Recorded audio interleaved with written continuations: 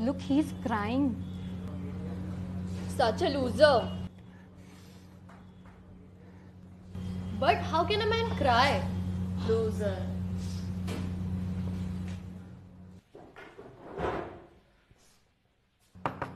Excuse me? I'm a loser, right? Why? मैं रो रहा हूं तो मैं मर्द नहीं हूं,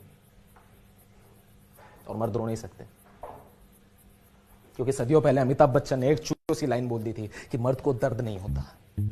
या ये 125 करोड़ में से 150 करोड़ अखंड शूद लोग ये मानते हैं कि रोना औरतों का काम है, तो मर्द क्यों रोएगा?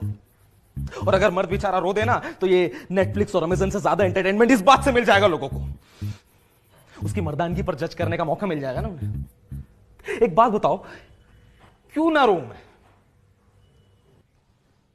3 साल का रिलेशन था मेरा और उसका, और कसम से इतना कुछ दिया है ना मैंने उसे इस रिश्ते में, मेरा टाइम, मेरे इमोशन, मेरी फीलिंग, मेरा एफबी इंस्टा का पासवर्ड तक दिया मैंने उसे।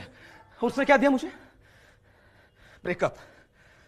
अरे घर का पालतू कुत्ता तक जाता है ना तो आंखों में आंसू आ जाते हैं, तो वो तो मेरी अपनी थी, मुझे रोना कैसे नहीं आएगा?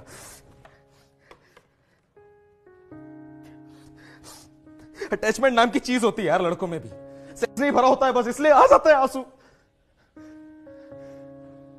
अब ए दिल मुश्किल का रणबीर कपूर नहीं हूं मैं कि अपनी छाती पर गमला पीट पीट कर खुद को शांत कर लूं। क्यों शाहरुख खान जब नकली में रोता है तब तो तुम्हारे मुंह से निकलता है हाँ हाउ क्यूट। हम लड़के असली आंसू भी रोएंगे तो हम लूजर हैं। असल में ना तुम्हारी गलती है ही नहीं, ये सब गलती उस एकता कपूर की है। अपने सीरियल्स में इतने सदियों से इतना रोता हुआ दिखाया औरतों को, मानने लग गए लोग कि रोने का काम सिर्फ औरतों का है, मर्द रोएगा तो पाप है। ये सेम बात अगर संजीव कपूर सोचता ना तो पहला प्याज काटने के बाद बंद कर देता अपना काम, इतना बड़ा शेफ नहीं बन पाता वो। और संजीव कपूर तो आज का एग्जांपल है ना, महाभारत तो जानते होंगे, महाभारत में अर्जुन था, अर्जुन के आंख में आंसू आ गए थे रणभूमि में, कृष्ण ने रोका नहीं उन्हें, क्योंकि कृष्ण जानते थे कि जिन लोगों के सामने खड़े उनसे इमोशनल वैल्यू है उनकी। अब बोलो, जब श्री कृष्ण ने रोक पा तो तुम लोग कौन उंगली उठाने वाले? जब लड़कियां रोती है तो देखो बेचारी, अरे रे बेचारी लड़की रो रही है, और जब उसी की जगह लड़का रोता है तो देखो लड़की की तरह रो रहा है। किसने लिखा कि सिर्फ लड़कियां रो सकती हैं?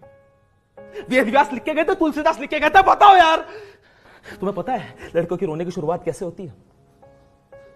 जब पहली बार लड़का लड़की को प्रपोज करता है ना तो उसकी आंखों में खुशी के आंसू होते हैं, लेकिन लड़की के आने के बाद बस दुख, frustration, irritation, you shut up इन्हीं के आंसू निकलते हैं। और भादे हुए आंसू 3 प्रकार के होते हैं, basal tears, reflect tears, emotional tears. और लड़की एकमात्र ऐसा जीव जो तीनों टीयर्स एक बार में निकाल देती है।